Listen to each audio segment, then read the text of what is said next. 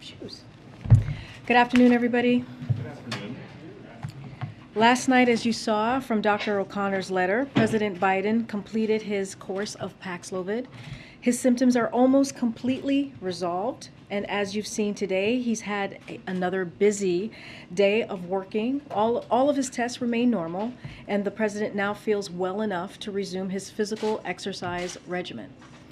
We'll continue to keep you posted on any developments there. But today, with CHIPS for America moving ahead in the Senate and ahead of Q2 GDP on Thursday, we wanted to bring in Brian Deese, Director of National Economic Council, to answer your questions directly on all of the economic news of the day. And with that, Brian? Thanks, Karine. Hi, everybody. I just wanted to start with a couple of updates on some of our core economic priorities here at the White House, and then happy to take your questions. Three updates. The first is on what has been a longstanding administration priority around attracting more investment into the United States, building more secure supply chains, and building more industrial strength here in America. I just came from a meeting in the Roosevelt Room with the president and the chairman of SK, South Korean conglomerate, and they made today a very significant announcement, $22 billion in investment in the United States across a broad complex of investments that all share a common feature. They all are at the cutting edge of innovation in manufacturing globally. So we're talking large capacity batteries, electric vehicle charging manufacturing, semiconductor manufacturing, and pharmaceuticals. And the president noted this at top, but it was clear in the context of the meeting that SK's confidence and commitment in making this kind of long-term and very significant investment in the United States is a clear signal that the United States, along with its allies, is winning the technology competition for the 21st century. And of course, this comes in the context of a significant vote that the Senate took just earlier today in bipartisan fashion to move forward the historic CHIPS for America Act. Some of you were with us just yesterday, when we were meeting with CEOs and labor leaders to underscore the economic and national security significance of this piece of legislation, and we are hopeful that we can get that piece of legislation to the president's desk here without delay. And I think you connect these things together, what you see is a really historic resurgence in American manufacturing and American innovation. I would note that over the past 18 months, we've seen the economy create 613,000 jobs just in manufacturing alone. That's the strongest growth in manufacturing in 3 decades. Again, I think it demonstrates that in the aggregate, across investing in infrastructure, working with partners and allies, prioritizing research, prioritizing things like semiconductors, we are building an innovation ecosystem here in the United States to attract this investment, particularly in the context of a period prior to this when we were seeing more and more of that investment go to China. Second priority I just wanted to update you on is energy and energy markets. I hope that you are all aware and have seen the progress that we're making on gas prices coming down here in the United States.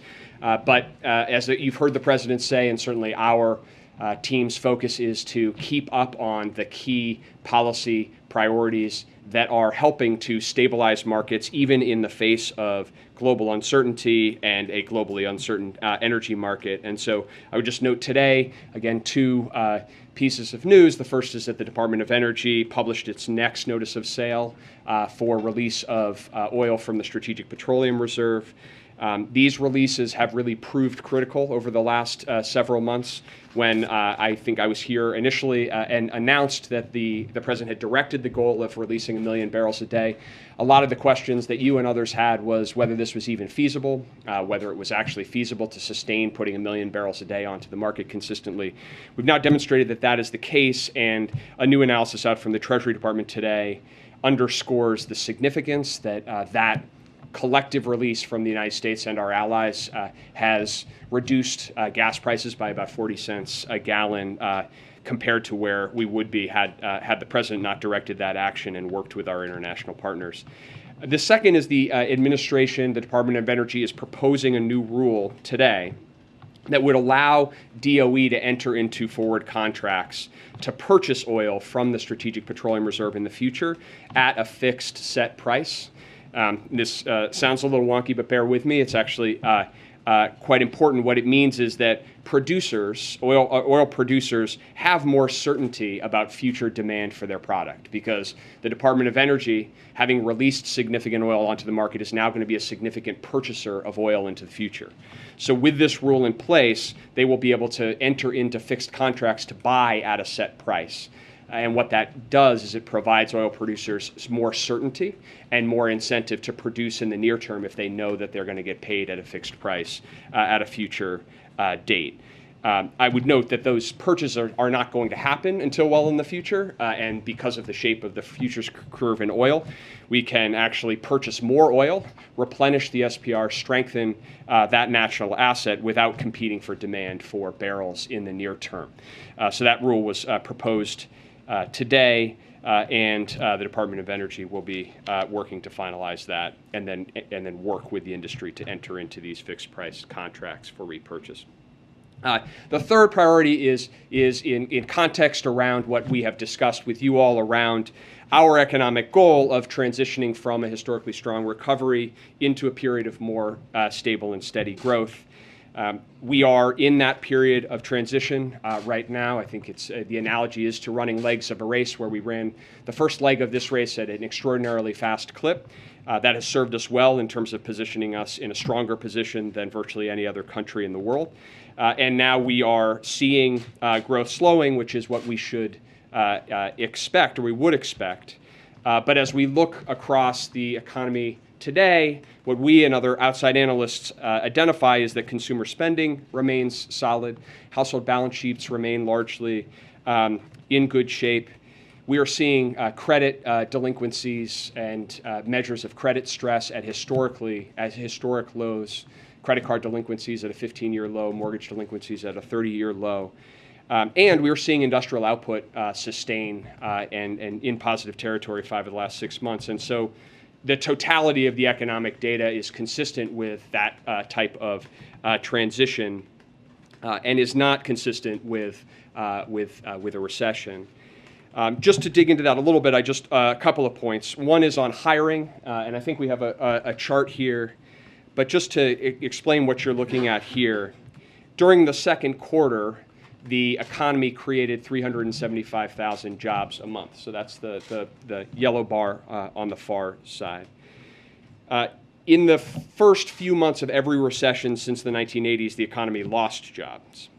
And so historically in the United States, when we're in a recession, I think this is sort of typical common sense understanding of recession, but it also happens to be the case, the economy is losing jobs. In the second quarter of this year, there was record-setting job creation. In fact, if you look at the period immediately preceding recessions in the United States, job growth is roughly 1/3 of what it was in the second quarter. So what we're seeing on the labor market side is a continued resilient, strong labor market recovery. On spending and investment, again, what economists think about as core to the economy's strength, what consumers are doing in terms of spending, what households are doing in terms of investment in businesses. Real private final demand, which measures consumption and investment by consumers and businesses. It grew at 3% in the first quarter. It's expected to grow in the second quarter. And then again, that's in contrast to what we see typically during recessions. So I just want to make a final note on the definition of recession, which has been an issue that I know many of you have reported on. As Secretary Yellen said on Sunday, 2 negative quarters of GDP growth is not the technical definition of recession. It's not the definition that economists have traditionally relied on. There is an organization called the National Bureau of Economic Research And what they do is they look at a broad range of data in deciding whether or not a recession has occurred. That is the process that economists and administrations have used for years and decades to identify when a recession has occurred. But from the president's perspective, putting that technical question aside, the most important question economically is whether working people and middle-class families have more breathing room, they have more job opportunities, their wages are going up in a stable way, and they're able to afford the important things in their lives, from food and gasoline also to health care and prescription drugs, and afford education for themselves and their children and otherwise.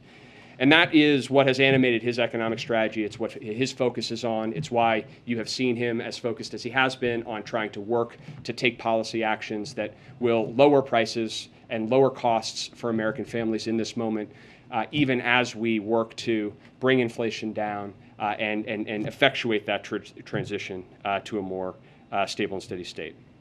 So with that, let me pause and happy to take any questions you may have. Thanks, Brian. You've spent a lot of time in the White House as this week trying to explain why you believe that the U.S. is not definitionally in a recession. But why should the average American who is really concerned about their personal economic situation and their wages aren't increasing as fast as inflation, they're struggling to put food on the table, fill up their tank, why should they care if the U.S. is definitionally in a recession or not? Yeah, it's a great question. It was what I was trying to underscore in terms of where the president really centers on in terms of his economic policy and his economic goals. At core, what his focus is and the direction to his team is to say, are we putting in place the right policies and the right strategies that will help those working Americans, middle-class families, achieve some measure of economic security and economic dignity, and be able to have upward economic mobility as well. And I think if you look at the progress that we have made over the course of the last 18 months, we have made historic strides in many areas, not the least of which has been the pace of this historic economic recovery and the return of job growth, the increase in wages, particularly for those at the bottom end, the equitable nature of this recovery.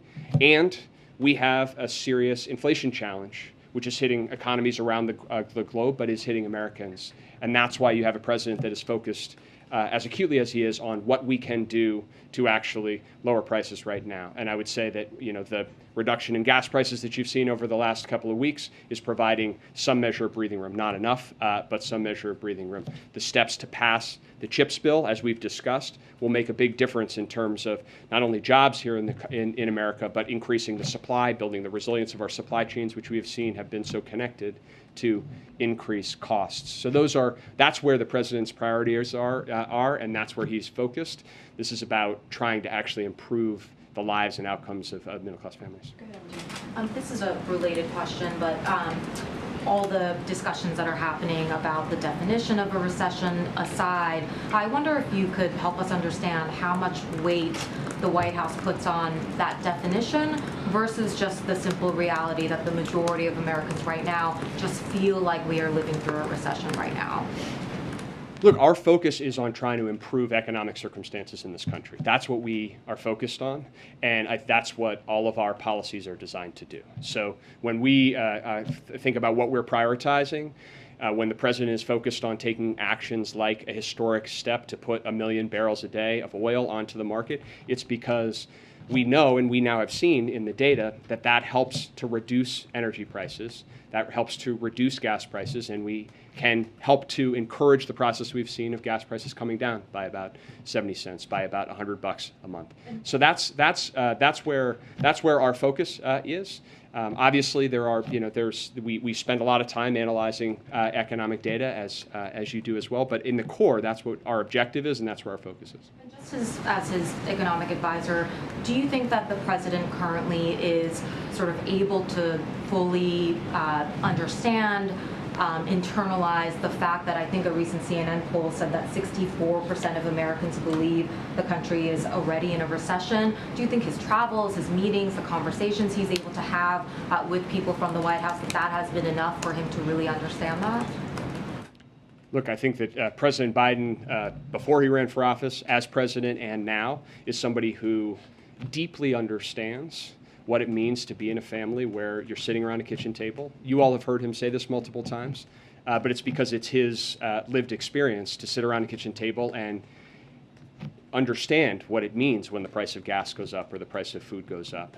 And that's why you hear him, when he is talking about economic issues, go directly to that as the core of understanding that's the challenge and what can we do to address it. It's also why you're going to hear him be as emphatic as he is about why, when something like gas prices come down, that means that those same families are getting a little breathing room. And that's, I'm using his terminology about how he communicates about this issue, that it's that breathing room. It's that when you get to the end of the month and you have enough to make things add up, that certainly animates him, and you've heard that from him repeatedly. On that breathing room, gas, of course, is down. You guys have been touting that down over the past month, but in other areas, things like food and rent still appear to be climbing. Is it the White House view that inflation has peaked? So it's our view that inflation is the top economic priority that we need to be focused on as a country. And it is our view that if we move out more quickly and more aggressively on the types of steps that the president has outlined, then we are going to move more quickly to helping to bring prices down. So you talked about some of those costs. Well, one of the big cost drivers that families are facing is the cost of healthcare and prescription drugs. And we have an opportunity, and the president has been fighting for some time, to finally do something to reform prescription drug pricing, to bring down the cost for seniors, for families, for people with chronic conditions, and also bring down the cost of the federal government and reduce the deficit in a way that would be complementary to the Fed's policies. So that's our view, and that's why we're putting the priority that we are on getting more progress on these policies. Brian, the president's economic advisors were telling us last year that inflation was going to be temporary. That's not true. Now the president's economic advisors are saying there's not going to be a recession. Are you sure? Well, let me just say this. We look at a range of data, we assess that data, and we lay it out for ourselves and for the president. But you don't have to take our word on this. But the president does. On the right? question, no. But we also look at what outside analysts are doing. We look at every type of analysis that you could imagine. But let me just highlight. So, Citigroup. Little of the data that I see tells me that the U.S. is on the cusp of a recession. Morgan Stanley. With strong job growth and continued robust final domestic demand and consumption, this economy really does not look particularly recessionary. J.P. Morgan, it is inconceivable for a labor market that has generated close to 500,000 jobs average monthly gains for the past 6 months to be in a recession. So we analyze the data, we look at the data, we understand the significant uncertainties that exist in the global economy, including issues of war, including issues of supply chains. But we also look at what other analysts and outside observers are, and certainly that's something that I know you and your outlets do as well. Yeah, so Brian, I wonder if you look back at the rescue plan last year, the COVID relief plan last year, do you have any regrets, or do you feel it was a mistake not to have structured like the child tax credit to last longer? I mean, there's a run out. A lot of families are still struggling today. I mean, you look back at that, wish you'd done differently? So I think that if you look at where we are economically right now, one of the most striking features is the resilience of our economic recovery, the resilience of consumers and households and our businesses through a period of what were significant and unanticipated shocks. Shocks with waves of COVID, successive waves of COVID, a war in Ukraine. And when you look at the resilience of our economy, a lot of it can be traced back to the strength, the unique strength of our labor market recovery. And so I think that we are in a better position as a result of the policies that we've taken, and those policies that directly put us in a position to be more resilient. And certainly that is true if you look at it on a global basis. The child tax credit, I mean, would you have wanted that to have lasted longer than it has at this point? I mean, the economy is resilient, but a lot of these families who benefited from that temporarily no longer have. Well, I think the president's made his policy views on that issue clear, and certainly there and in other areas, there are places where he has had longer term goals and priorities. But if you're asking but I think that you also have to look at where we are compared to not just where we could have been, but where other countries are globally. And if you do that, then I think what you see is that we are in a relatively stronger position. And that is due in no small part to what this president was able to actually get done legislatively, not just the American Rescue Plan, but also the infrastructure bill as well, which is continuing to help to drive investment here and also improve the investment climate. So we see more things like SK, a global company, deciding to invest across the United States as well. What sort of impact would relaxing the tariffs on China have on U.S. economic growth? Well, I think that that's an issue that, as you know, is under active consideration, and the president will make a determination on that question. I think you've heard that he has mentioned that he intends to have a conversation with President Xi of China here shortly, and so I will reserve on that issue, understanding the question that there are a number of different analyses of that question. You could rest assured that we are looking into and looking underneath and around all of them, and we'll come back to that issue when the president has more to say. So administration officials have said the level of hiring indicates the economy is not in a recession, but as you know, the jobs report relies on two separate surveys.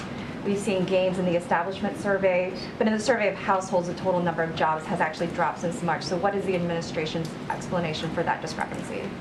Well, again, I would say that you point to the administration, and certainly that is our view, but it's not our view in isolation. Just to reinforce, I will not repeat myself, but in this case, Moody's, for example, job numbers are incongruous with fears that a recession is dead ahead.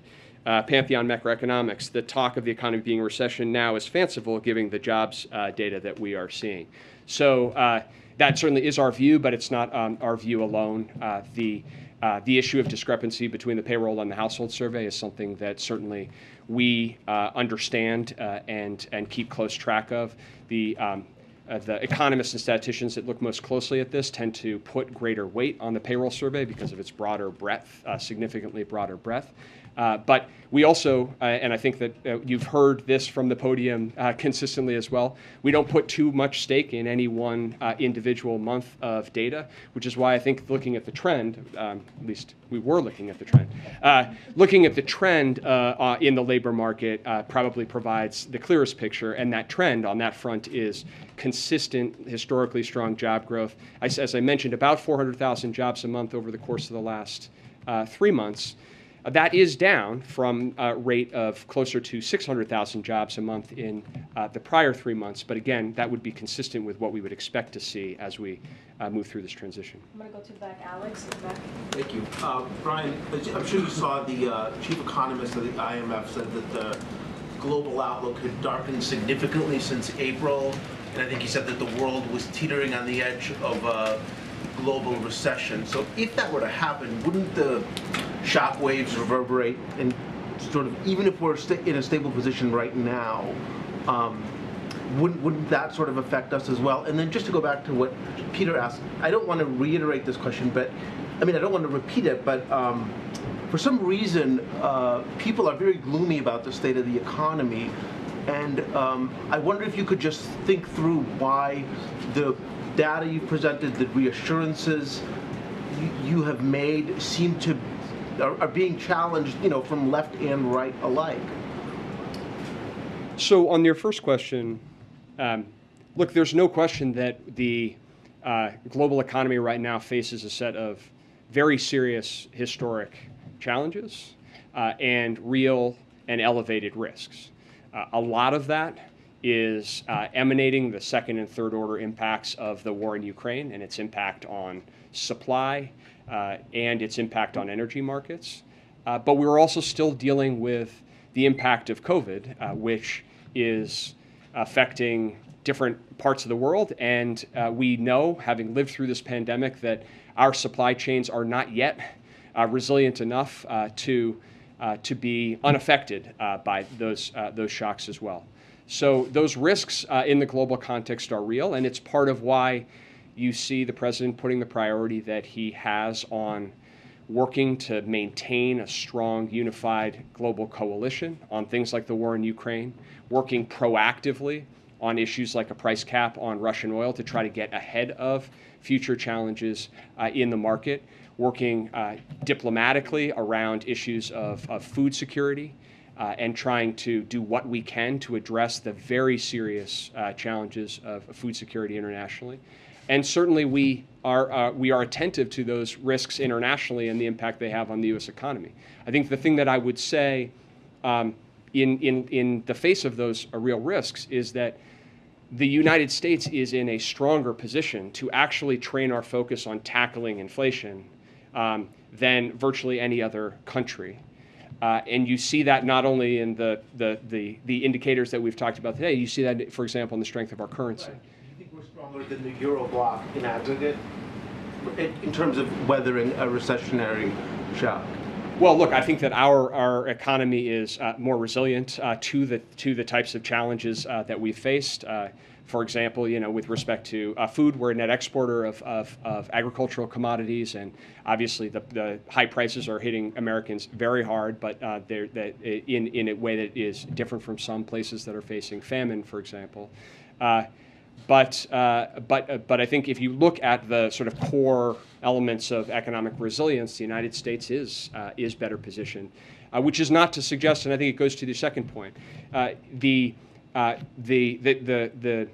challenges that American families are facing and the concerns that they have about the cost of food, the cost of gas, the challenges of supply chains that are still not fixed so that things don't work the way that they always have. We understand, the president certainly understands, those challenges are real and they're affecting people in their daily lives. So our goal and our focus is not to try to ignore them. In fact, it's the opposite. You have a president who is saying, those are the key challenges that I'm trying to wake up every day to try to improve. There's a lot of things he can do on his own, and in places where he can, you've seen some real progress. There's places where he needs help from Congress as well. But we're seeing some real progress on there as well. This vote on the CHIPS Act today is historic. And hopefully we'll be in a situation to sign that into law and start having the impact of that happen in real time. Hopefully we'll be able to make some progress on big, significant issues like prescription drugs here in the coming days. Right. The Federal Reserve has been raising interest rates in chunks in order to try to tame inflation. We're expecting 75 basis points this week. What is the risk of overkill here, that they go too far? And do you think that so-called soft landing is still attainable?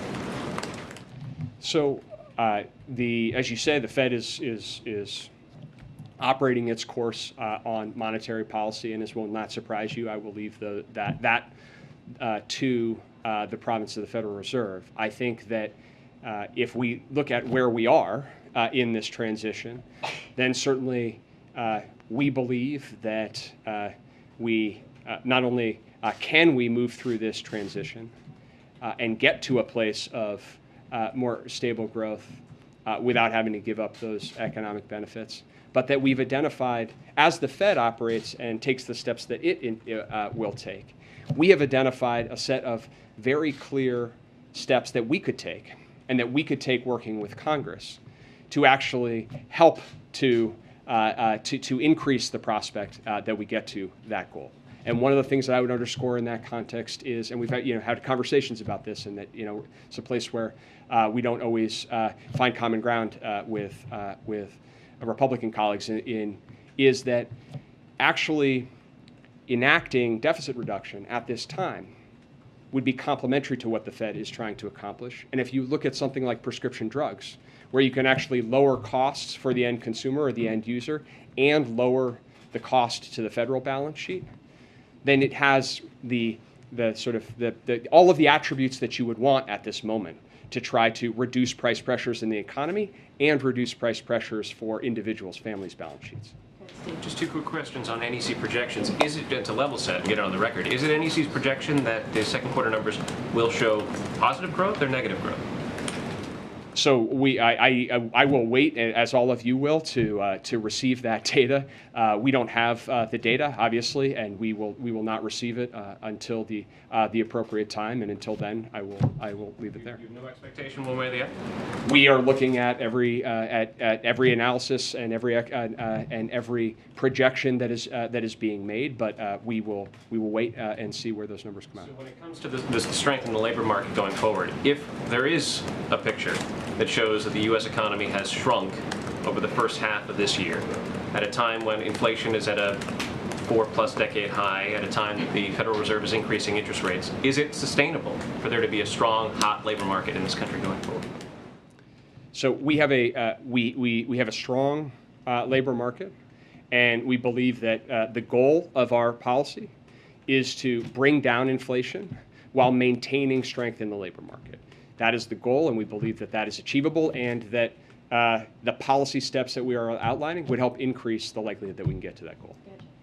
Thanks. Brian, I'm curious how concerned you are about reports that U.S. retailers like Walmart, which came out last night, are reporting that inventories are piling up and consumers are foregoing pricier items. Well, I would say we're seeing a number of, I won't speak to any one individual company, but I think what we're seeing across consumer categories is that consumer spending overall continues to hold up. The composition of that spending is changing. We're seeing less spending on goods, more spending on services, and we are seeing some discounting activity as well. But I think that with respect to the question of inventories and discounting, this is also one of the issues of transitioning. That there was a period of time where the concern was companies couldn't get enough inventory and they were working through supply chain challenges. Certainly, it's clear that at least a number of companies across the economy may have ordered on inventory and are now seeking to actually discount prices. That discounting is again part of a process and can mean some good news for the American consumer. But I think in the aggregate, consumer spending is continuing to sustain at the macro level. And then one follow-up to Steve's question on the China tariffs, which I know you guys have been discussing internally for a long time. But did I understand you right that you're not giving us your internal projections of what cutting a portion of the tariffs would do to ease inflation or impact growth until the president makes his announcement? So you're not giving us anything ahead of time, like how you're viewing the debate, which is playing out internally and externally? Obviously, lots of stakeholders have thoughts on that. Yeah, I'm gonna leave our commentary on that issue for the president. As I mentioned, he's gonna be having a phone call, and we'll come to that issue when he's ready to do so. How do you explain the drop in the consumer confidence index today? I think what we've seen, it connects to some of the other conversations that or some of the other questions that we have had, is that clearly the impact for typical families of high food prices, high gas prices, and dealing with the impact of inflation is challenging for a number of families across the country. And so we see that reflected in surveys and sentiment, and that is one of the reasons why we are as motivated as we are to try to do everything that we can to bring prices down, even as we see that there is a divergence in the economy right now between sentiment and spending behavior. We are motivated to try to bring prices down exactly because it's hitting families, and so it's also why you saw in the University of Michigan sentiment a little bit as well. Bringing gas prices down is an important part of trying to bring some relief economically and also in terms of consumers' outlook. And sorry, just one quick question, because you mentioned the CHIPS bill. For people watching at home, can you give a brief description of how exactly they will see prices fall because of the passage of that bill? Sure. So we've seen over the course of this pandemic crisis and pandemic recovery that when our supply chains are not resilient, and when we don't have access to the input components that go into everything that our economy is dependent on, that our manufacturers are incapable of making enough of those products, and that raises prices. The most salient example of that is cars. The president spoke to this yesterday. If you look in 2021, for typical people at home, a third of the inflation that we had in 2021 was reflected by the cost of cars, new and used automobiles. And much of that was driven by the fact that there was insufficient supply of semiconductors, insufficient supply of the computer chips that kept our manufacturers from making more vehicles. So we need to increase production and supply of semiconductors. Doing so will actually allow our manufacturers to produce more goods, not just cars, but consumer electronics, appliances. Semiconductors are in almost each of you is carrying or engaging right now with products that have multiple semiconductors in them. And having more supply will do so. Even as this bill will help to encourage multi-year investments in the United States, there are companies all around the world right now that are making decisions this week and this month on where they are going to invest and how much they are going to expand. Passage of this bill, you've heard it from the CEOs themselves, passage of this bill will be a game changer for them in deciding how quickly they will move out, how aggressively they move out, and importantly, whether that investment will be here in the United States. Thank you. You talked about the Treasury Department analysis on what the Strategic Petroleum Reserve releases on the gas prices. So my question is that going to continue beyond that 100 days to sort of keep that trend going? And if not, is there a worry about sticker shock for drivers once the release is exhausted? Yeah. So the release was, the commitment and the direction the president made was for 6 months, so 180 days. And we continue to be in that process.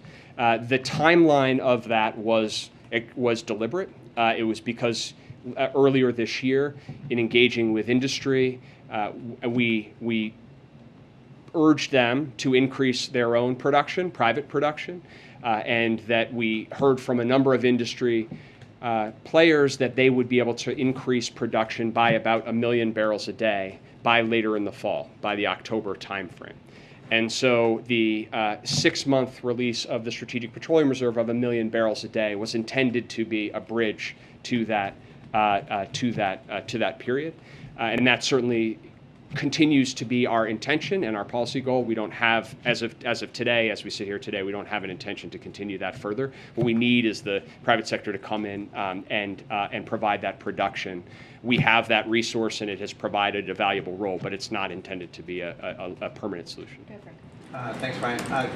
Understanding that the administration doesn't think that it's in a recession or heading towards a recession, is the administration making plans for if things do turn worse that would meet the administration's definition for contingency plans? Is there an escalatory roadmap, for example, of actions that the administration can take?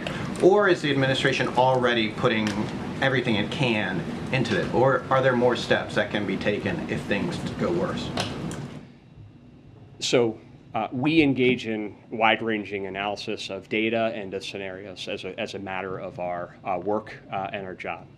But our focus is actually on policies that will improve the prospects of us moving forward and bringing prices down without giving up the economic gains that we've made. So our focus and our priority right now is on a set of very important steps that we can make progress on, as I've mentioned, around chips, but also around prescription drugs, around providing some degree of deficit reduction, reducing utility bills, maintaining progress toward lower cost sources of energy, even as we take on the issues that we must with respect to climate change.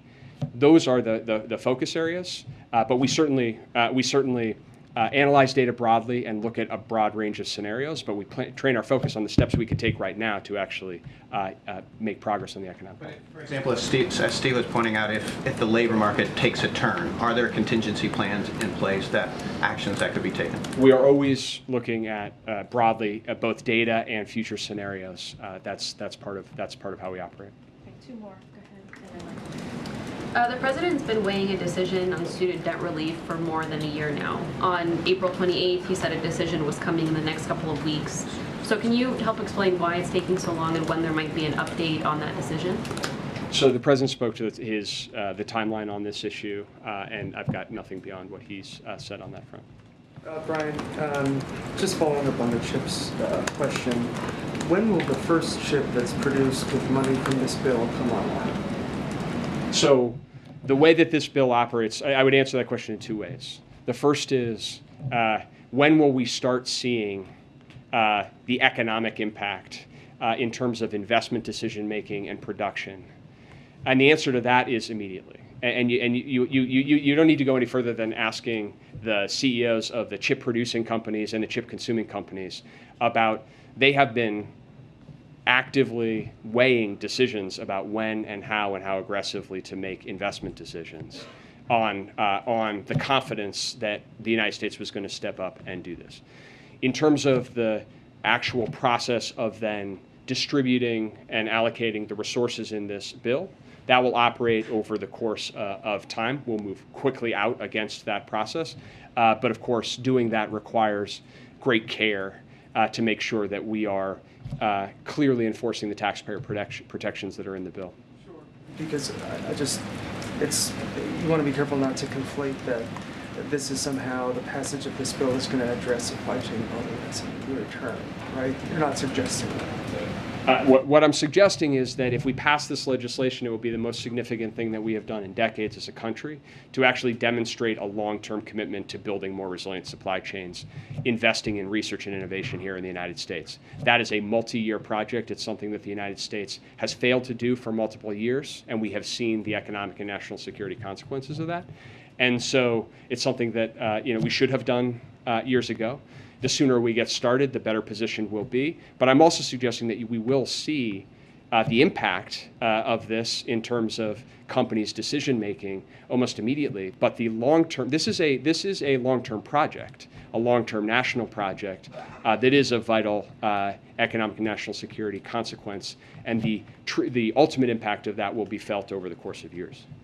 Ryan, I just have one last question here. Thank you all very much. Thanks, Brian. Appreciate it. Thank you. Thank you, Brian. Thanks, Brian. Okay, just one thing at the top here. So later today, President Biden will virtually join the House Bipartisan Disabilities Caucus celebration, marking the 32nd anniversary of the landmark Americans with Disabilities Act, which afforded inclusion and access for disabled Americans. President Biden was proud to co-sponsor this historic legislation as a senator, and his administration has taken a number of steps to advance equity for Americans with disabilities. That includes expanding employment opportunities, ensuring access to education and health, and increasing access to affordable housing, transportation, and broadband. For example, thanks to the bipartisan infrastructure law, today the Federal Transit Administration announced new investments to make it easier for people to get on board at the nation's oldest rail public transportation systems. Earlier today, the Vice President also hosted a roundtable with disability rights leaders to discuss access to reproductive health care, where she emphasized the administration's commitment to protecting reproductive rights and self-determination of all individuals with disabilities. Our nation has made great progress since 1990, and the Biden-Harris administration will continue working to ensure that the vision of the ADA is fully implemented for all Americans with disabilities. With that, Sung-Min, go ahead. I just have one. Can you discuss any measures that the president's doctors may be taking to try to lower the risk of long COVID when the president, and the reason I asked it is obviously I know he's up to it, or he's feeling up to it now. But there's anecdotal data to suggest that taking it easy, not exercising, might be one way to perhaps lower the risks. Well, one thing I would say is that, and you heard Dr. Jha say this as well, because the president's symptoms have been very mild, and as we saw from Dr. O'Connor's letter, he asked last night to exercise. We are pretty confident that we will continue to see the president to continue to recover from this. Look, the thing to remember, and you've heard us say this over and over again, Dr. O'Connor said this in his letter, you've heard Dr. Jha say this as well, is because the president is fully vaccinated, double boosted, and has the treatment of Paxlovid, which is, we see this as a teachable moment, you've heard us say, for the American public. Who else can they, for those who have not been vaccinated or have not gotten their booster yet, learn from than the President of the United States of how important it is to get those free vaccines, to get those free booster, and to be able to get Paxlovid and to protect and to get that extra protection. And so, again, there's a reason why he's having very mild symptoms. It's because of the work that he has been able to do, and we are pretty confident that he will continue, to get better. On monkeypox, is the administration encouraging all Americans to get vaccinated? I guess, what's the guidance? So our guidance is, first, we've had a comprehensive and aggressive response to this. That's what we deployed. We rolled out that strategy last month in June. And so once we realized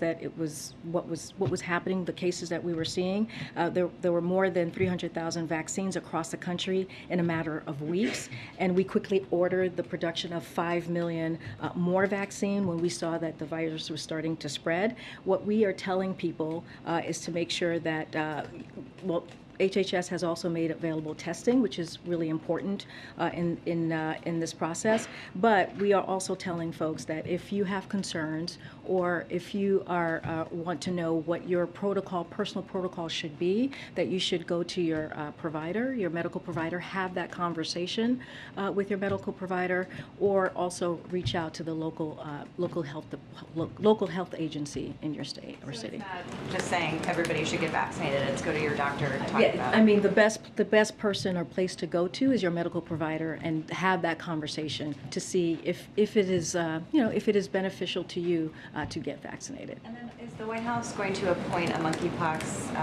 coordinator similar to Dr. Jha's position? No, understand the question. I don't have any personal announcement to make at this time. Okay. Just a quick follow-up on the president's COVID status. So since today is day 5 of isolation, and I know that the White House would like him to first test negative, will he presumably take a test tomorrow and then you'll assess from there? Do you have a plan yet? So that's up to the president's physician. We're going to continue to be transparent and share the president's physician's detailed note of his examination of him and how the president's going to do. We'll have that for all of you tomorrow. We will, when he gets tested, we will be transparent about that and share that with you. And then just two separate questions. It's been 2.5 weeks since the president signed an executive order on protecting reproductive rights. Just wanted to know, and not asking you to preview anything that's not been announced, can you say whether people should expect more executive actions from the president and any kind of timeline you can offer? I'm not going to get ahead of the policy process. The president has said he's going to do everything that he can to protect the access to reproductive health for women across the country. And we're talking about privacy. We're talking about contraception. We see what's happening on the other side with extreme policies to have national bans on abortion, which is unacceptable to us, as we've made really clear. You've seen the vice president has been out there these past couple of days. She went to Indiana to talk to state legislators as their state legislative process was moving forward, and made that clear on where the Biden-Harris administration stood. I don't have anything at this time to share with you, but also, as you know, the president has been very clear on continuing to ask Congress to act, to take action, to codify Roe via legislation, and also to make sure that the American public has their voices are heard. I wanted to know whether the president has spoken with any Republican senators on the bill to codify same-sex marriage. I don't have any calls to read out to you. The president is in regular touch on a different array of issues with members of Congress. So are his offices here, whether it's the Office of Legislative Affairs or any other office in the White House that has regular conversation with members of Congress and their staff on just an array of issues. I don't have anything specific to share. Without reading out calls, can you say whether those calls have happened, period, whether those conversations with Senate Republicans on this topic?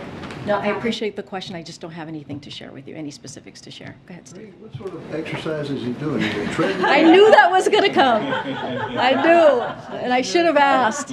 I mean, look, you know, I think it says a lot, and I spoke to Dr. O'Connor earlier today, that the president is feeling, you know, well, and we should be thrilled and wanting him to have that negative test. I'm sure you guys are waiting for that as well, so you can see him in person, that he's doing well enough to say that he wants to work out.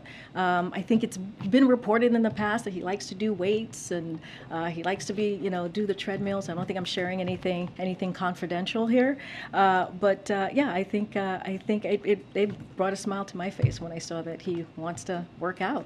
You know? And secondly, what are the implications of Russia's apparent decision to withdraw from the support from the International Space Station? Yeah, so we saw that report as well. And so, look, you know, we're keeping an eye on that for sure. And so the government has not formally notified the United States of their intentions to withdraw from the ISS.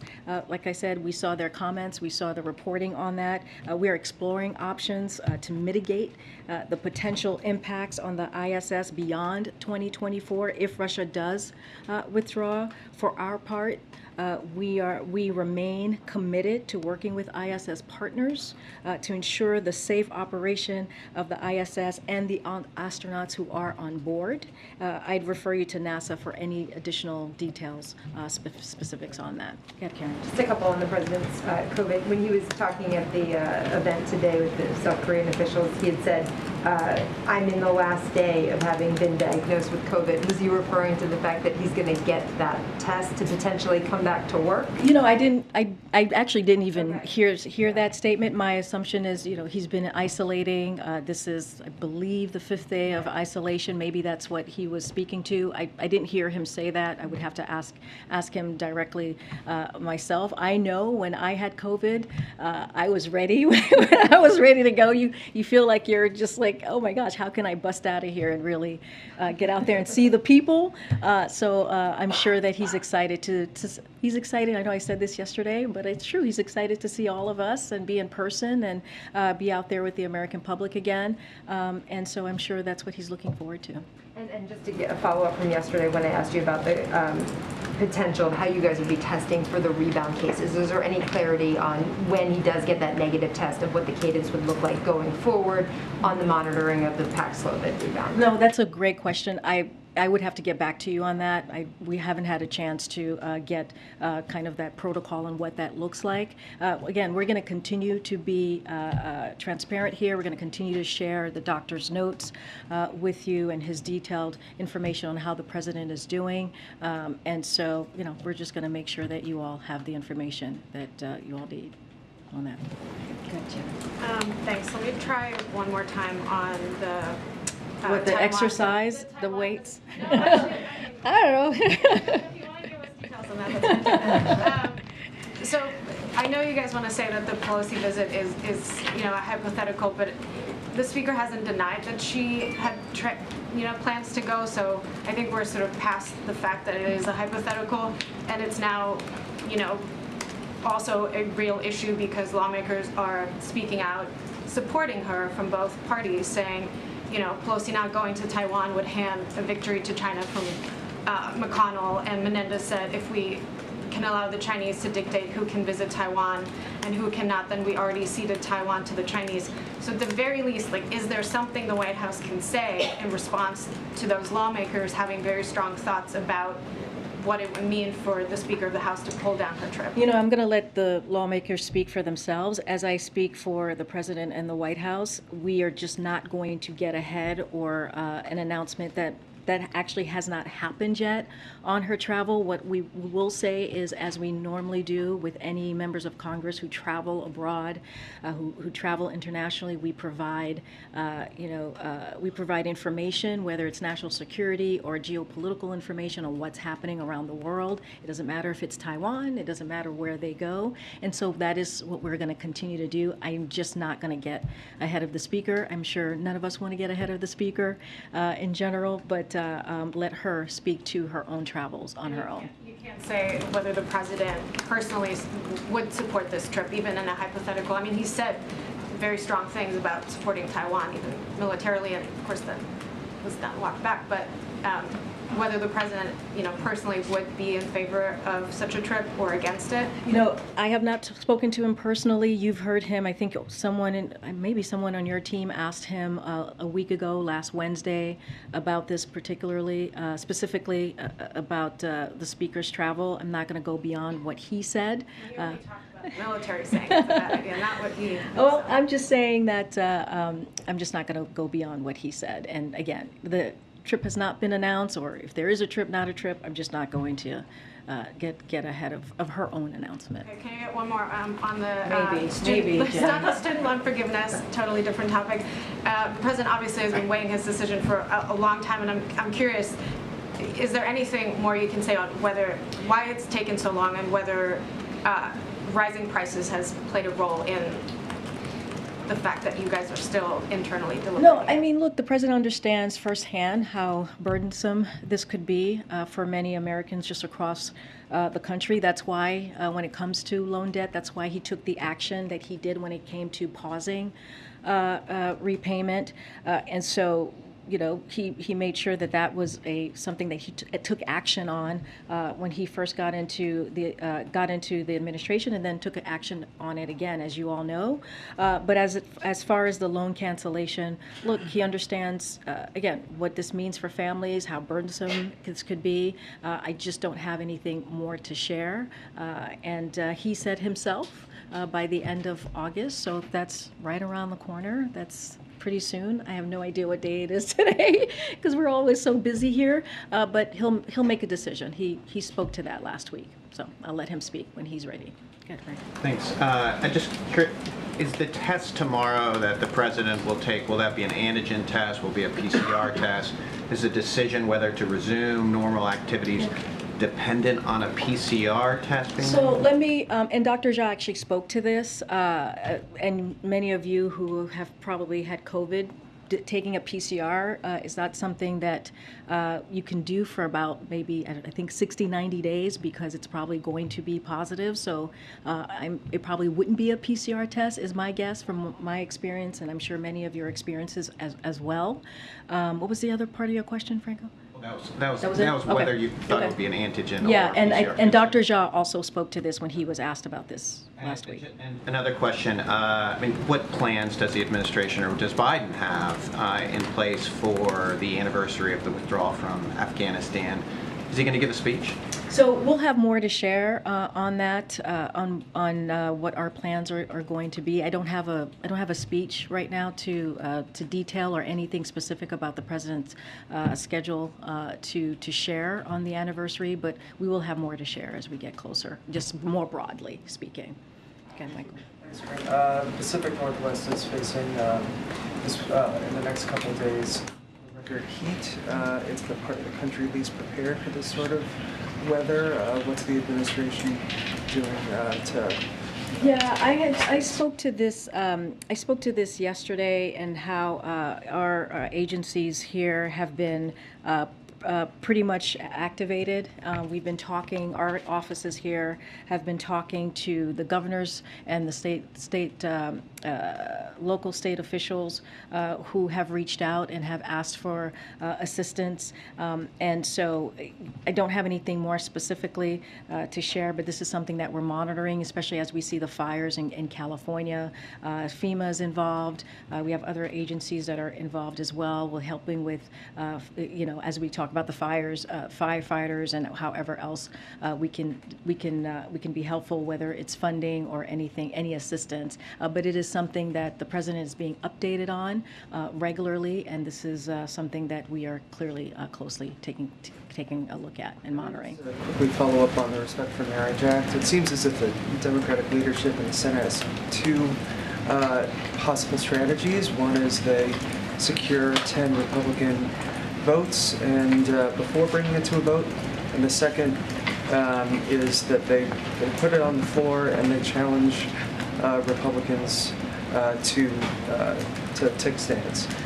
Does the White House have a position on which strategy they would prefer see? So I'm not going to speak to the strategy of what's happening in Congress or the mechanism that they're using. I could say this, and I spoke to the president about this legislation, the Marriage Act, the Respect for Marriage Act, last week. As you know, this is something that the president has supported for many, many years. He was out front on marriage equality ahead of so many other congressional members and senators when he was himself a senator and also as vice president, as you all know. We put out a SAP last week when the legislation was moving forward, and so this is something that the president's going to continue to keep an eye on. We're going to continue to work with Congress, do everything that we can to make sure that it gets over the finish line. Okay. All right, guys. I'll take one more question. Go ahead, Chris, because I haven't called on you in a while. Thank you. So yesterday, in his speech, the president said you can't be pro-insurrection and pro-democracy, and he also said you can't be pro-insurrection and pro-America. There's Democrats across the country that are spending money supporting these candidates, basically. What does the president think of that? Can you say that there are Democrats across the country who are supporting some of these candidates in primaries? Like Democrats, like Americans, like everyday Americans, or elected officials? Elected officials and candidates. So I can't. I mean, I'm not going to speak to that. Especially as we're looking at an election or anything that's related to potential midterms. It's not something that I can speak that from here. But I do want to make very clear what the president did yesterday, and he has said this before when he has talked about what the former president, his predecessor, how much he bears responsibility for what happened on January 6th in 2020. There was. His predecessor, Donald Trump, had an opportunity to be on the side of democracy, but instead, he was on the side of the mob. And let's not forget what happened to the law enforcement on that day, the heroism that we saw. They're supposed to be protecting our streets, and here we have law enforcement that was protecting our democracy. And while they were doing that, they were being assaulted, they were being attacked, and by a mob that the former president clearly supported. And so what the president wanted to do yesterday, he took the opportunity while he was in front of law enforcement, clearly via video. He was supposed to be in person yesterday in Orlando, and he took that opportunity to thank them for their heroism and also to compare their bravery to the lack of courage that we saw from the former president. I'll see you guys tomorrow.